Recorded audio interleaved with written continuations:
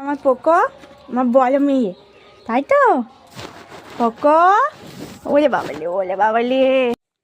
সবাই দেখো আমার পোকোটার গায়ে ছোট ছোট পোকা ভর্তি হয়ে গেছে। এই পোকার কারণে ওর গায়ের লোম একটাও নেই, তলার দিকে তোমার লোম সব উঠে গেছে।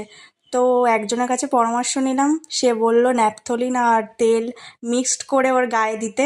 সেই কারণেই সেই প্রস্তুতি নিয়েছি, ন্যাপথলিন আর নারকেল তেল মিক্সড করে ওর গায়ে দেওয়া হবে।